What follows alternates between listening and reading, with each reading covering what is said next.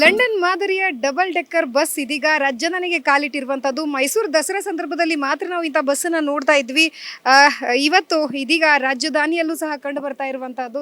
S, ತಾವು ದೃಶ್ಯಾವಳಿಗಳಲ್ಲಿ ಗಮನಿಸ್ತಾ ಇರ್ಬೋದು ಯಾವ ರೀತಿಯಾಗಿ ಅಂಬಾರಿ ಸಜ್ಜಾಗಿದೆ ಅನ್ನುವಂಥದ್ದು ಈ ದೃಶ್ಯಾವಳಿಗಳಲ್ಲಿ ಗಮನಿಸ್ತಾ ಇರ್ಬೋದು. ಎಸ್, ಇದು ಇದೀಗ ರವೀಂದ್ರ ಕಲಾಕ್ಷೇತ್ರದಲ್ಲಿ ಕಂಡು ಬರ್ತಾ ಇರುವಂತಹ ದೃಶ್ಯಾವಳಿ. ಸದ್ಯಕ್ಕೆ ರವೀಂದ್ರ ಕಲಾಕ್ಷೇತ್ರದಲ್ಲಿ ಇದಾವೆ.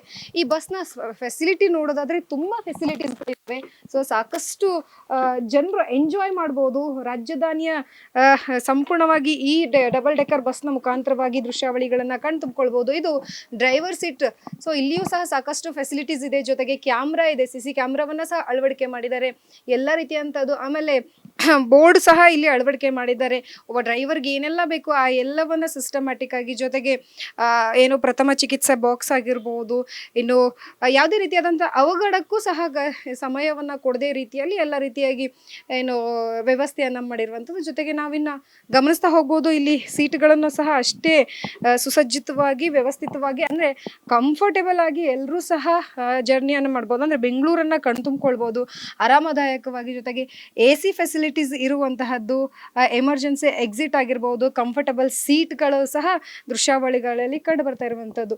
ತುಂಬಾ ಕಂಫರ್ಟಬಲ್ ಆಗಿರುವಂತಹ ಸೀಟನ್ನ ಸಹ ಈಗಾಗಲೇ ರೆಡಿ ಮಾಡಿರುವಂಥದ್ದು. ಜೊತೆಗೆ ಎಮರ್ಜೆನ್ಸಿ ಎಕ್ಸಿಟ್ ಅನ್ನ ಸಹ ಅಳವಡಿಕೆ ಮಾಡಿದ್ದಾರೆ. ಬೆಂಗಳೂರಲ್ಲಿ ಇದೇ ಮೊದಲ ಬಾರಿಗೆ ಏನು ಸರ್ಕಾರದ ವತಿಯಿಂದ 3 ಬಸ್ಗಳನ್ನ ಕೊಂಡ್ಕೊಂಡಿರುವಂತಹದ್ದು.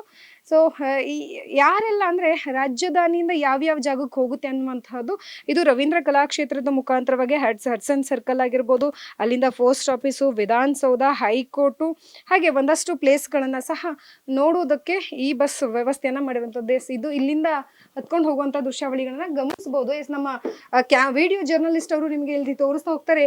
ಇಲ್ಲಿ ಕ್ಯಾಮ್ರಾವನ್ನ ಸಹ ಅಳವಡಿಕೆ ಮಾಡಿರುವಂತಹದ್ದು ಇಲ್ಲಿ ಗಮನಿಸಬಹುದು. ಯಾಕಂತಂದ್ರೆ ಸಾಕಷ್ಟು ಜನ ಪ್ರಯಾಣಿಕರು ಬರ್ತಾರೆ. ಜೊತೆಗೆ ಒಳಗಡೆ ಅಂದ್ರೆ ಸುಮಾರು 3 ರಿಂದ 4 ಕ್ಯಾಮ್ರಾಗಳನ್ನ ಸದ್ಯಕ್ಕೆ ಅಳವಡಿಕೆ ಮಾಡಿರುವಂತಹದ್ದು.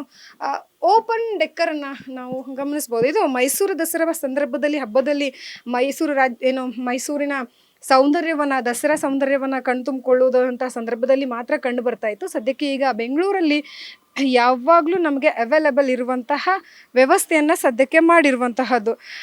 ಇದರ ರೇಟನ್ನು ನಾವು ನೋಡೋದಾದ್ರೆ ಒಂದು ದಿನಕ್ಕೆ ಬೆಳಗ್ಗೆ ಸುಮಾರು 10 ಗಂಟೆಯಿಂದ ಶುರುವಾಗಿ ರಾತ್ರಿ 8 ಗಂಟೆವರೆಗೂ ಸಹ ಬಸ್ನ ಫೆಸಿಲಿಟಿ ಇರುತ್ತೆ. ಇದಕ್ಕೆ ಟಿಕೆಟು ಪ್ರತಿಯೊಬ್ಬ ವ್ಯಕ್ತಿಗೂ ಸಹ 180 ರೂಪಾಯಿ ಆಗುತ್ತೆ ಬೆಳಗ್ಗೆಯಿಂದ.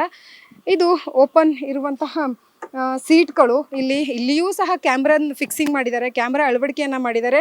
ಇಲ್ಲಿ ಸುಮಾರು ಏನಿಲ್ಲ ಅಂದ್ರೆ 24 ಜನರು ಕೂತ್ಕೊಂಡು ಸಂಚಾರ ಮಾಡುವುದಕ್ಕೆ ವ್ಯವಸ್ಥೆಯನ್ನ ಮಾಡಿರುವಂತಹದ್ದು. ಇಲ್ಲಿಯೂ ಸಹ ಎಲ್ಲ ಸೇಫ್ಟಿ ಮೆಜರ್ಮೆಂಟ್ಗಳನ್ನ ಸಹ ತಗೊಂಡಿದ್ದಾರೆ. ಆ ರೀತಿಯಾಗಿ ಇಲ್ಲಿ ಗಮನಿಸ್ತಾ ಹೋಗ್ಬೋದು ದೃಶ್ಯಾವಳಿಗಳಲ್ಲಿ 3 ಬಸ್ಗಳನ್ನ ಸಹ ಈ ನನ್ನ ಬಲಭಾಗದಲ್ಲಿ ತಾವು ಗಮನಿಸ್ತಾ ಹೋಗ್ಬೋದು.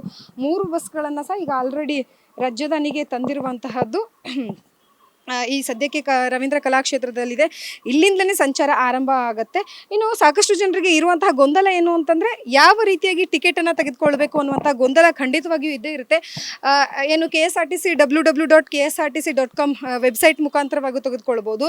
ಇಲ್ಲ ಅಂದ್ರೆ ಒಂದು ವೇಳೆ ನಮಗೆ ಗೊತ್ತಾಗಲ್ಲ ಅನ್ನುವಂಥವ್ರು ಖಂಡಿತವಾಗಿಯೂ ಇಲ್ಲಿಗೆ ಬಂದು ಟಿಕೆಟ್ ಅನ್ನ ಖರೀದಿ ಮಾಡಿ ಇಲ್ಲಿಂದಲೇ ಸಂಚಾರವನ್ನ ಆರಂಭಿಸಬಹುದು. ಇನ್ನೇನು ಕೆಲವೇ ದಿನಗಳಲ್ಲಿ ಸಾರ್ವಜನಿಕರಿಗೆ ಕೈಗೆಟಕಲಿದೆ. ರಾಜಧಾನಿಯ ಸೌಂದರ್ಯವನ್ನ ಬಸ್ನ ಮುಖಾಂತರವಾಗಿ ಬಸ್ನಲ್ಲಿ ಕುಳಿತು ತಾವೆಲ್ಲ ಕಣ್ತುಂಬಿಕೊಳ್ಳುವಂತಹ ಕೆಲಸಕ್ಕೆ ಕ್ಷಣಗಣನೆ ಇರುವಂತಹದ್ದು. ಕ್ಯಾಮ್ರಾ ಪರ್ಸನ್ ವಿಕಾಸ್ ಪಾಟೀಲ್ ಜೊತೆ ಲಕ್ಷ್ಮೀ ಬಾಗಲಕೋಟೆ, ಅಶ್ವಗನ್ಸ್, ಬೆಂಗಳೂರು.